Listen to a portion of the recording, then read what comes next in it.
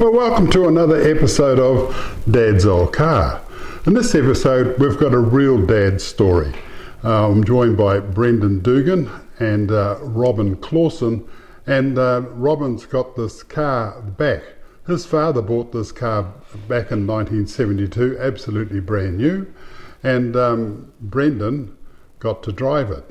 Now, Lou Clauson was very famous in the 1960s and 70s, and he had a partner called Simon, and the duo was called Lou and Simon, and they performed in various places throughout the country, and from time to time they were on TV, and back in that time the TV was black and white. Little boxy thing. But anyway, let's join Robyn, who's got this car back now after it being away. In fact, it was in America, and they've got it back. He's restored it. Brendan's here to tell us the story about his association with Lou. So let's join the two boys and learn about this car. Well, welcome to another episode of Dad's Old Car, and with me again is Brendan Dugan. And Brendan, welcome to our little show. And on the other side is Robyn Clauson. And you might remember a duo called Lou and Simon. And Lou Clauson and Simon Nihana. And the pair of them were very, very popular in the 60s through the 70s as New Zealand entertainers. They were very, very funny. They did a lot of funny stuff. And Robyn, you're the son. That's right. And Lou's gone now, of course. And Brendan, what was your association with Lou? Music, of course. yeah. In '68, when I won New Faces, Lou booked me to come and do a tour, and basically we all became family. Oh, okay. And I lived with these guys for 3-4 years. Wow. There we are. You didn't even ask, you just moved in. Just moved in one. So anyway, what's beside us here is a Charger. What sort of a Charger? It is a Valiant Charger.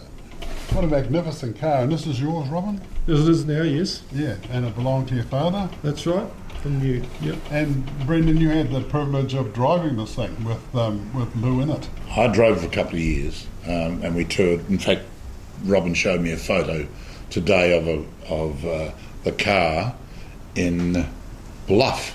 Really? Of all places. He wondered how I got there. Well, the answer to that was I drove it. Anyway, so I was one of these people that didn't like being driven anywhere. So with working with Lou all those years, I had the privilege of driving all his cars. And it was great days. So you were his personal chauffeur? Pretty well, actually. Never charged him either. No. Maybe you should pay for that. Yeah. So you just come to the car, you drive? Basically. No, it wasn't So you you must drive. I just went there. Oh, okay. So you must be thrilled to get into this. Oh yeah, back in its day, and that was new. It was like wow. Yeah, certainly got the wow factor now. As Robyn was saying, that was number 16. 16 of 21. 21. 16 of 21. Yeah, because this is a V8, 318. Wow. And so, just to get this clear, the Valiant Chargers, there were how many sort of grades were there? There's the basic one, I guess it was six cylinders. Of the Chargers, they had the basic, as you say, then a sort of an upmarket 6-cylinder, Yeah. and then they went to the 770 V8. Well, of course, that was in limited production numbers. Yes. But on the same time, they did the E38 racing Chargers. That was. Oh, so they're racing against the Holdens and the Falcons in Yes. Australia at the Yes. time. I think they did a 340 V8 too. Later on. They did, yeah. Oh, wow. Yes. So this is an Aussie. Aussie assembled, New Zealand new. Oh, okay. So they made it over there, arrived here, and your father bought it That's right. from New Zealand? From brand new Kirk Motors in Otahuhu. That's what I was trying to think this Well, so morning. he would have gone, listen, I want a Valiant Charger, and if I could have a V8, that'd be great. And they said, certainly, sir, sign here. The question was... Now, did he need overseas funds? Yes. Yes, just to go to say that. Well, Lou and I used to go to Australia to do the shows and leave the money in. So every car that Lou bought was always from those days was overseas funds. Yeah, that's right. So we'd go for a month to make some money and come home. So you weren't allowed to buy anything unless you had overseas funds. Correct. And the car was worth most probably, from the day you bought it, the car was worth, say, 20% more instantly. because you couldn't buy them. That's No, right. that's right. Yes. And now you can't get them. I mean, how many are these in the country? That's right. Be less than half a dozen, I would say. Well, Yep. And so for only how many did they make? Well, on that model, 18, 20? yeah, they made 21 of that model. 21 of these. Yeah. So these would be like, rocking horse. yeah, Do it this. is now in New Zealand. And of course, Robyn's totally restored this one. It's actually credit to you, mate. Proud of me, old mate. We were great mates for the 14, 16. We become really, really close with the family. And when he told me that he had bought this back, and I thought he must be crazy, But when now I've seen it, it's absolutely immaculate. It's been around the world nearly, actually, this car. So how old were you, Robyn, when your father brought this home? Yes, I think about 17. Yeah. I do remember the day he arrived. It was a big secret. We never knew. And as soon as I saw this vitamin C Charger, I still remember that day. It was It's just a just big brilliant. wow factor. Yeah, the wow factor was huge. Yes. And then, of course, Brendan being just a little bit older than me, he was allowed to drive it. More so. And you had a license? And he hated that. He hated that. It was quite funny, really. Because I was Lou's business partner, so maybe I got away with a bit more. Yes. So how much older was Lou than you? Me? Yeah. Actually, when I joined Lou, I was 16. Yeah. I think Lou was either 40 or 42. Oh, okay. So there was quite a big gap there, Yeah, 25 years or yeah, something, right. something like that. And so the reason he's got you up, so you're sort of Mm. you're not part of Lou and Simon, you were just sort of like an add-on, a support. Well, Lou and Simon split up that year in 68. Oh, did they? They split up in 1968. When did they start? They took, 11 years before that. Yeah. Oh, so they went for 11 years. Yeah, solid. yeah. And what happened was Lou always had a Christmas tour, which was all the sound shells, Ormata, Napier, Tauranga, Waihi. Mount Mong, all those. And they were really, really good. All of a sudden, Simon decided that I don't want to do that anymore. So I just won New Faces, and Lou rang me up, and I moved here 50 years ago, and never ever went back to Christchurch. Oh, okay. So you sang with Lou? You Oh yes, we had a very replaced popular Simon. show. Yeah. We were very well. It was a different sort of a show. Did you call yourself anything, or were you just Lou and Brendan? Just or Lou just- Clauson, Brendan Dugan. Yeah. Oh, sorry, Brendan Dugan and Lou. Of course. Brendan was the understudy. He was brought up Actually, as a You're child. right. Yes. I would say it to this day, and I've told many, many people, the reason why I'm still in this business today is because of Lou and his teachings. Yes. Wow. And okay. he was a great, great teacher. And he was a good businessman? Yes, Oh, that's he good. was. Well, I think he was. He had property and everything, didn't he? course he did. Not many entertainers had that back in those days. No, those sort No, of... not only that, of course, he kept the purse strings on Brendan spending too much, so Oh, okay. that was good. Oh, he was all right. So he knew how to say no. Yeah, well, you might be right. I wish he was still around. Yeah, And if you saw what you spent on that, he'd be wishing he was around too. that's right. There's a photograph in front of us with you, the Charger, looking at the back of it. You've got your foot on a guitar case and you've got your guitar, and it looks absolutely stunning. And how long ago was that? Well, I was about 17 or 18. Oh, right, So right, whenever the right, Charger yeah. came, Yeah. when you were 17, so I'd have been 19. You look 19 there, I suppose. Yeah. Well, I'm a leap year baby, He's got hair remember? down to his bottom, so he must be. Yeah. That was a photo that Robyn's kept, and so have I. Yes. I've got that photo at home in a frame, Yes. Right. and I didn't bring it with me today. Then I thought, oh no, Robyn will have it. I know what Robyn's like. Sure enough, he's just brought out all these photos of those days in the cars. Just something phenomenal, actually, what he's managed to collect of the history of this car. I got an email about 5 or 6 years ago, about right? Yeah, not quite. Not quite that Yeah. long, 5 years ago? Yeah. Of a guy who owned this car and lived in Arizona. Oh, really? And So it's left New Zealand somewhere. yeah. Oh, and, right. and I didn't, at the start I had no idea what he was talking about. And then it sort of clicked, and then Robyn was in contact with me, and it sort of all went from there, really. Then Robyn has purchased the car back from America, which was Sight wonderful. unseen? Sight unseen. Yeah. Yes. Lots of money changing hands. Yeah. Wow. Yeah. So basically, that's what I couldn't believe the charge. You know, from the states we're used to getting cars, not sending them over. Sure. That's right. That's amazing. So, Robyn, a huge exercise when you got it back to get it looking like this?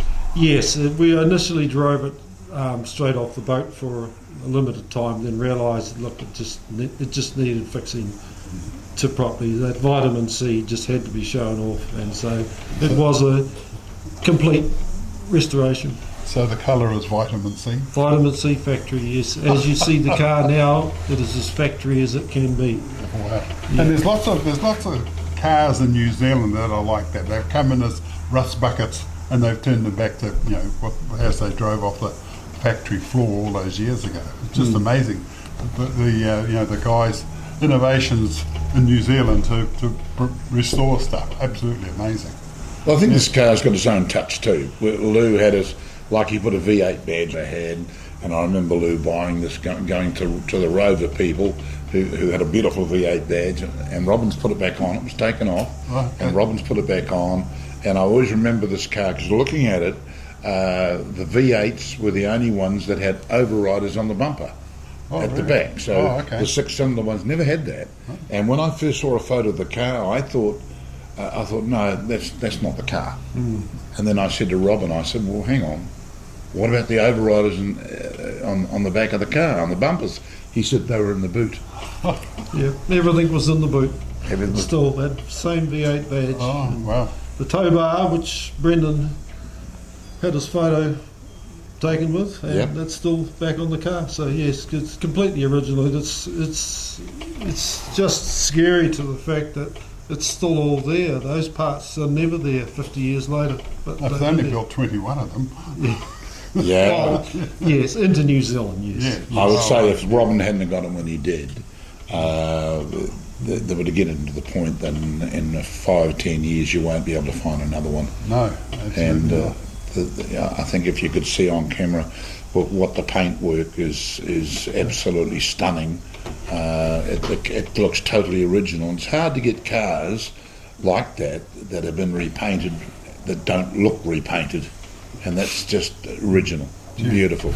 The little logo sitting on the front there, is that an 8 in the middle? Yeah, that's right. That's factory for V8. Really? Yes, Yeah. yes, yeah. Possibly it may have been an option, but it is a factory option. Sure.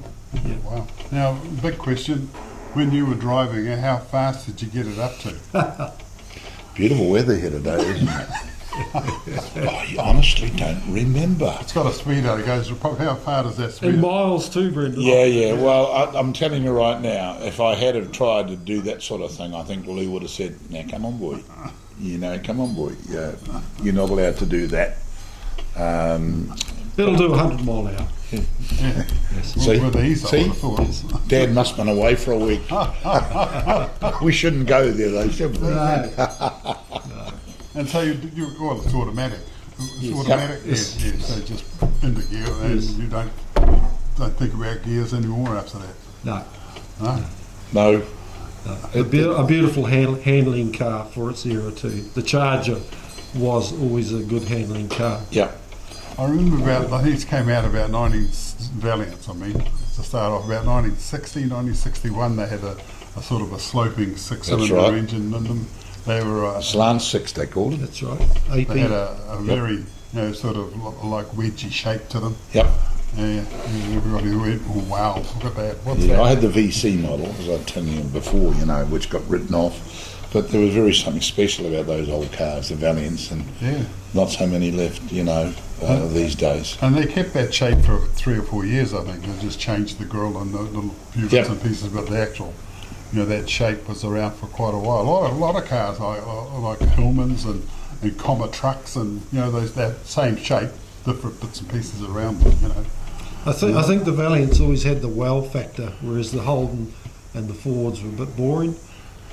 Ooh, you're fighting talk here.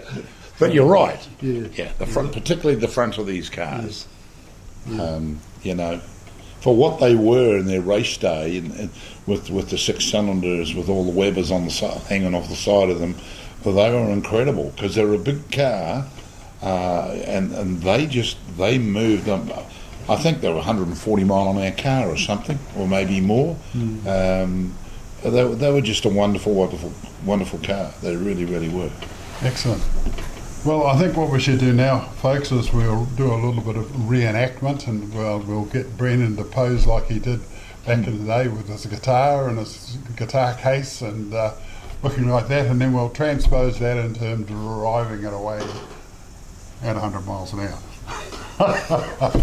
So, what about that, Brendan? I think we should do that. We could talk for hours about this car, and I know Robyn could, because he's put his heart and soul into this. Yes, absolutely. You know. Oh well, we'll take it for a bit of a spin.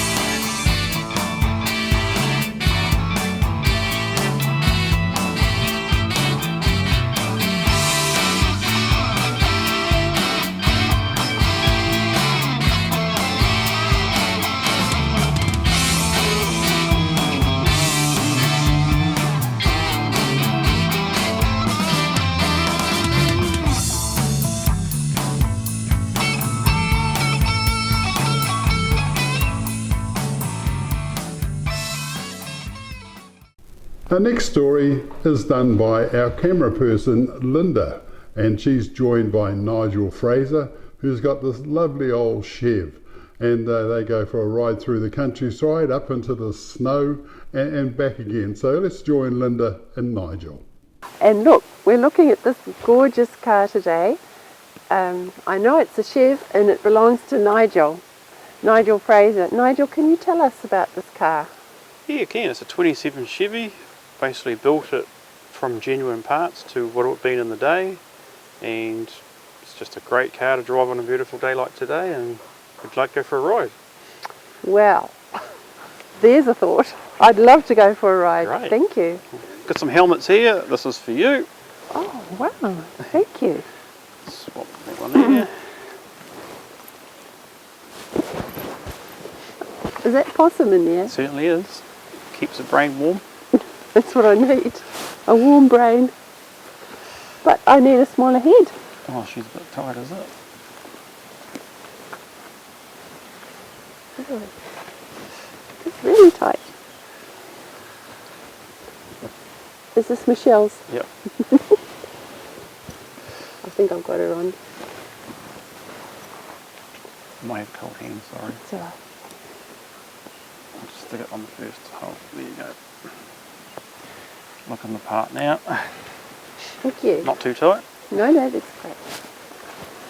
Do I go in the side? I'll jump in. The fuel's on. Yep.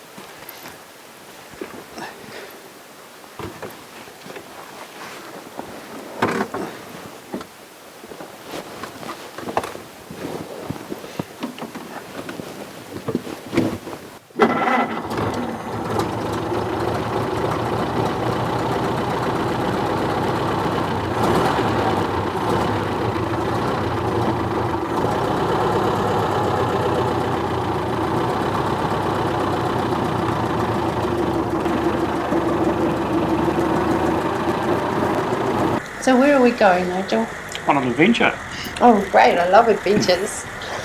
We're going to go out to Dawson Falls and go and look at some snow and see how far we can get. Can't wait. Actually, I've heard at Dawson Falls they've got scones and jam. They do, so hopefully there's room to park up there. Talking of snow, Nigel, does it snow very much here? A few years ago it did. We had about 3 feet of snow in the back paddock. And no power for 7 days, so that was exciting. It was open fire. Yes. No, it's more of a stay-at-home sort of day. What kind of speed do you like to sit on? It just likes to sit between 75 and 80k on a good day. That's pretty good. And you just sort of get into a rhythm and just cruise. It's fantastic. And everybody wants to stop and look anyway. No one's going to be getting in your way.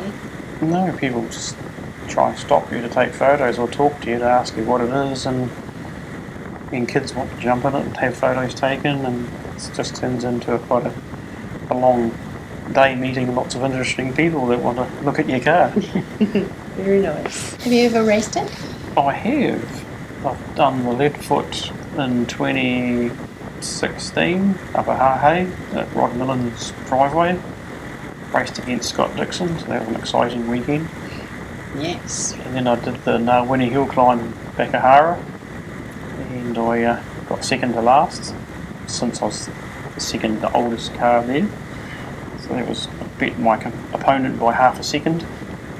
So that was an exciting day. Yes. We got half a second quicker at each time. That we're going a bit too fast, and I think we're starting to push it a bit too hard for our old cars. I heard Scott Dixon talks about you as his training partner. He does? Oh, that's good of him. I have to ring him up and thank him for that. Have you been on other trips? We did the Irishman rally down in Fairley, just out of Geraldine last year. So we did basically 2,000 Ks in 4 days. And our starting days, the temperature was minus 12. Cars outside all night with blankets over it so it wouldn't freeze. But it never let us down, and it started every morning. Going through rivers and sheep stations and up hills and through mud. And I sort of got a bit excited going through one river, and it stalled on us. Gosh. So it was compulsory to have a rope on the front of the car. I managed to jump out of the car and squeegee across the chassis and unhook the rope and throw it over. And of course, he's one of the big wigs down there. I was driving a Rolls Royce at the time. He was going to hook it up to his car and pull me out. And I said, no, I'm not getting pulled out by a Rolls Royce. So I hooked it up to a Land Cruiser, and he yanked it out the steps. Oh. Do you find that it goes where many modern day cars can't go? Totally. It's got more ground clearance and different gearing as a modern car. It's good fun to drive. We had an experience. We went four-wheel driving at Wongamomina, and it took us hours and hours to get through this track. And we got back to the pub, and the publican said to us, oh, we had the Model A club through here yesterday, and they came back in a very short space of time, a bit bored, and said, where else can we go? They had all whizzed through, and 10 times as fast as we had, with those big wheels and a big ground clearance. Yeah, big wheels just bounce over the ground. Yes. I like going to the Whangamomina pub from here, and it takes us just on an hour and 20 to go there for a ginger beer and a wonga burger. Yeah. And then sometimes we go to Tamaranui and stay there and then come back for an adventure drive. Yes. Sleeping bag and tent and whatever on the back and go for a drive. It's great. I'm loving this ride, Nigel. I believe you got started with just a chassis here. That's correct, I did. So I was at a friend's place in Taranaki, and I happened to see this chassis lying in a hedge to try and stop the sheep coming through. So I found it was a Chevy chassis, and he says I can have it for $30 as long as I try and repair the fence to stop the sheep getting out. So we untied all the wooden palings and dragged it home. And Michelle, my wife, sort of freaked out, thinking, what am I going to do with this? So 3 years later, I've actually taken you for a ride in it today, so it's something different. Those photographs you showed me, can you explain them to me?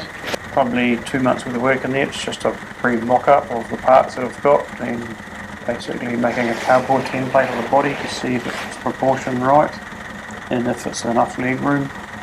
I basically had the body made, and a friend come and said it was 100mm too short, so we had to cut the body and do it again, which I'm glad I did. Is that how car restorations often start, with cardboard replicas? Well, I just use the cardboard to make the shape of the piece of steel I want, and just, if you can sort of make it, shape it in cardboard, you can curve it with steel as well, so the cardboard's got the same temperament, and it's cheaper than steel. Sure, So sure. That's just a pattern, wooden pattern. If it doesn't look right, you just burn it and then start again with another piece of cardboard, so you get the body shape right. So it's not really a prescribed shape, it's a shape you decide as the owner how your speedster will look. Yeah, it's just, does it look good to the eye? I see. And it's got to look like if it came out of the factory in the 1920s. I see. So looking at the wheels, Did you make those yourself, or were they They were purchased? actually come from the South Island, and a friend bought a whole complete vehicle and he didn't want the wheels, so I bought them off him, and they're off a Chrysler, so they got more spokes and a big beefier wheel, and that's what probably makes the car look a bit better too. From a distance, it's all about the wheels, isn't it? Mm. They have white walls. Yep. And what about the little footstep part? Yeah, they're just an American import flash accessory of the period that you can buy. I made the exhaust system up as well, and it's got to have all the agricultural bends on it. Back in the day they didn't have pipe benders, it was all cut and weld. People just like that. A lot of people come down and they'll lay on the grass and take a photo of it on an angle. Yeah. And the number 10 was chosen from my wife, she likes that number, that lucky number. So that's the number it is, number 10. And what about this number plate, which is green with white numbers?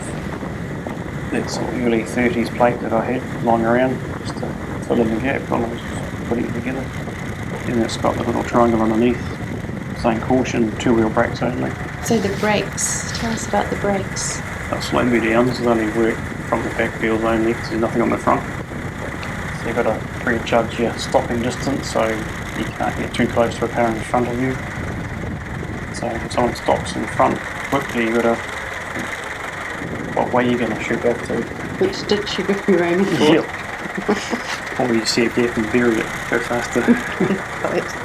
Just talking about the engine, is it a Chevy engine? Yes, it's a 2627 Chev engine, 2.8 overhead valve with an Alton crossflow head on it. So it's supposed to give you more horsepower. If you're going to start, it hasn't been started for a while, you've got to take the rockers off and give the rockers the oil up, move up the water pump and just check everything and put all that together, and hopefully she's going to start, which she usually does. You've got to talk to it. Do you have to crank it or have starter? It's got an electric starter, so it's just turn the ignition on and retard it and start it. Whereabouts did you get the engine? The engine come from Levin. My friend had it in his truck. And then later on he found a truck engine with the right numbers on it. So the engine was sitting in his workshop for 5 years, fully reconditioned and not being used. So I just painted his car for him and he gave me a fully recon engine. So that was a good deal. That's not as good as the $30 deal. Oh, $30 chassis deal. Yeah, that was the deal of the century. But it was pretty rusty. Nigel, in the very front there's something that looks a bit like a thermometer. What's that for? That is a water hemorrhaging device that tells us if it's getting hot or if the water's boiling or running right temperature. And you can see it Yep. from driving. And do you remember to look at it? Well, when it steams, you know it's getting hot, but you can listen to the engine or smell it before it gets too hot. Does it boil quite readily? Can you get up a reasonable hill before it starts to boil, or does it never start to boil? It doesn't seem to get hot, she just runs very cool. It's just, never had a problem with the water problems. Today, which is such a cool day, with lots of snow around, I guess no one's going to boil. No. Well, what other projects have you got on that shed? I'm currently doing a 22 Chev Speedster for Michelle, but probably be for me. But she's got the colours down to how she wants the colours and how it's going to look, so that's her car. And then the next one I'm doing is a 1919 Studebaker raceabout. It'll be all done like a Tiger Moth sort of theme, World War I, aluminium and leather and rivets, oil stains and smoke. So that'll be my best boy. So, and, I hope you've enjoyed your ride in the car today and enjoyed the sunshine and some hidden secrets of Taranaki.